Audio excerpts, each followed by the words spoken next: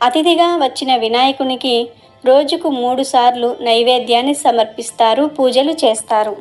వినాయక చవితి సందర్భంగా అందరూ కూడా బజారుకు వెళ్ళి వినాయకుడి బొమ్మని కొని తెచ్చుకుని ఇంట్లో పెట్టుకుని చక్కగా పూజలు చేస్తారు.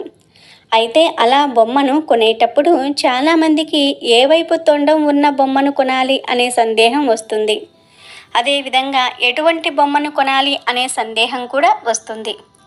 ఈ రోజుల్లో ఒక ప్రచారం జరుగుతుంది. అదేమిటంటే ఎడమవైపు తొండం ఉన్న బొమ్మను తెచ్చుకుంటే శుభమని, కుడివైపు తొండం ఉంటే అది అశుభమని ప్రచారం జరుగుతుంది. కానీ ఇది ఒట్టి మూఢనమ్మకం.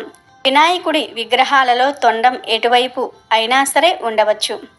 ఒక్కో విగ్రహానికి ఒక్కో ప్రయోజనం ఉంటుంది. ఎడమవైపు తొండం ఉన్న గణపతిని తెచ్చుకుంటే కనుక ఆ చుట్టుప్రక్కల ఉన్న సమాజానికి మేలు జరుగుతుంది.